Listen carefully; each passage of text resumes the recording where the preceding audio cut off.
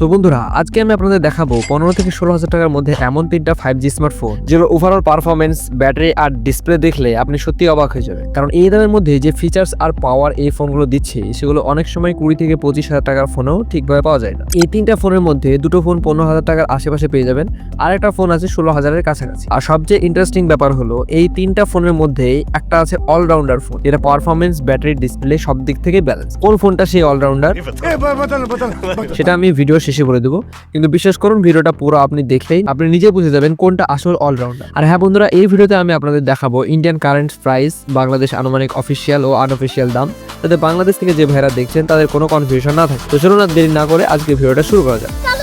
আমাদের লিস্টে 3 নম্বর phone Samsung Galaxy S15 5G। বন্ধুরা, এই ফোনটা মূলত তাদের জন্য যারা ব্যাটারি ব্যাকআপ, ভালো ডিসপ্লে আর লং টার্ম স্টেবিলিটি এই তিনটা জিনিসই সবচেয়ে বেশি প্রায়োরিটি দেন। ব্যাটারি 6000 mAh এর ব্যাটারি, একদিন তো আরামসে লাইট ইউজে 2 দিন পর্যন্ত চালাতে পারবেন। ডিসপ্লে 6.5 ইঞ্চের super amoled display, 90 hertz refresh rate. Samsung এর ডিসপ্লে কোয়ালিটি এখানে সত্যি plus point. Performance MediaTek Dimensity 6100 plus, daily use, social media, YouTube, normal multitasking সবকিছু স্টেবল ভাবে হ্যান্ডেল করে। ক্যামেরার কথা বলে 50 মেগাপিক্সেল মেন ক্যামেরা, ডেলাইটের ছবি ন্যাচারাল আসে, কালার ওভার শার্প হয় না, মানে একদম ঠিকঠাক। সফটওয়্যার ওয়ান ইউআই স্যামসাং এর আপডেটেড ও অপটিমাইজেশনের লং টার্ম ইউজারের জন্য ভালো। এবার আসুন আসল জায়গায় প্রাইস।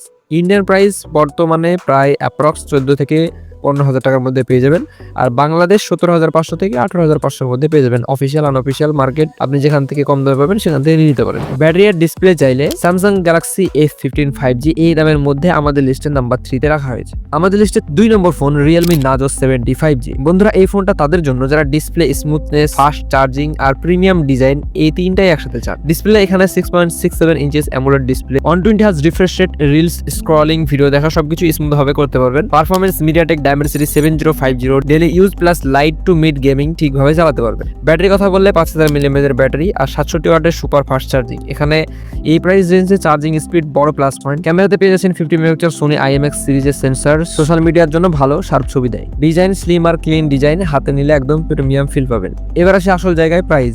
ইন্ডিয়াতে প্রায় 15,000 থেকে 16,000 টাকার আশেপাশে পেয়ে যাবেন, আর বাংলাদেশে 18 থেকে 19,000 টাকার মধ্যে পেয়ে যাবেন। ডিসপ্লে প্লাস ফাস্ট চার্জিং চাইলে রিয়েলমি নার্জো 70 5G আমাদের লিস্টের 2 নম্বরে জাস্টিফাইড। আমাদের লিস্টের 1 নম্বর ফোন ফুল অলরাউন্ডার। বন্ধুরা, এখন কথা বলবো সেই ফোনটা যেটা সত্যিকার অর্থে এই বাজেটের নাম্বার 1 অলরাউন্ডার। এই ফোনটার দাম 15,000-এর আশেপাশে, কিন্তু পারফরমেন্স আর ফিচার্স দেখে সহজেই বোঝা যায় এটা আগের দুটো ফোনের থেকেও এক ধাপ এগিয়ে। এই ফোনটা কোনো একটা দিক থেকে ভালো না, বরং সব দিক থেকে পাওয়ারফুল ও ব্যালেন্স। এখানে ব্যবহার করা হয়েছে MediaTek Dimensity 7400 ultra 4nm chipset, যার অ্যান্টুটু স্কোর প্রায় 7,80,000-এরও বেশি। Daily use, heavy multitasking, gaming সবকিছু স্মুথ ভাবে হ্যান্ডেল করে। এই বাজেটে এমন পারফরমেন্স সত্যি রিয়ার। ডিসপ্লে 6.72 ইঞ্চেস বড় ডিসপ্লে, 144 হার্জ রিফ্রেশ রেট এবং প্রায় 1000 নিটস পর্যন্ত pick brightness. Reel scrolling, gaming, outdoor use সব জায়গায় ডিসপ্লে ব্রাইটস আর ফ্লুইড ফিল দেয়। এবার আসি আসল হাইলাইট। 7000 mAh বিশাল ব্যাটারি, সাথে 45 ওয়াটের ফাস্ট চার্জিং। একদিন তো নয়, লাইট ইউজে 1.5 থেকে 2 দিন পর্যন্ত আরামসে চালাতে পারবেন। ডিউরেবিলিটির কথা বললে IP64 ওয়াটার ডাস্ট রেসিস্টেন্স, মানে দৈনন্দিন ইউজে ফোনটা আরো সেফ ও টাফ। এবার আসি মেন পয়েন্ট, প্রাইস। এই ফোনটা ইন্ডিয়াতে আপনি 15,000 টাকার মধ্যেই পেয়ে যাবেন, মানে 14,999, 15,000-এর আশেপাশে পেয়ে যাবেন।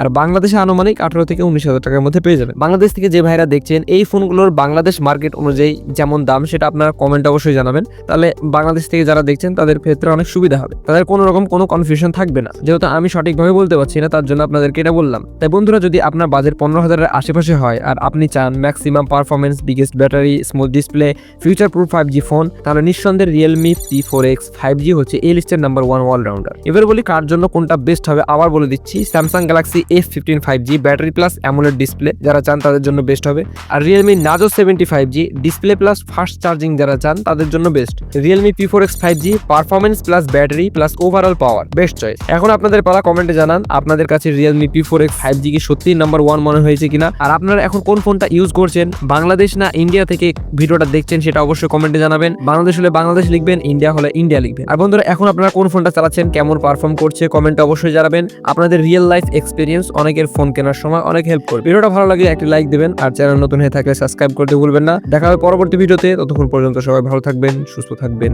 আল্লাহ হাফেজ।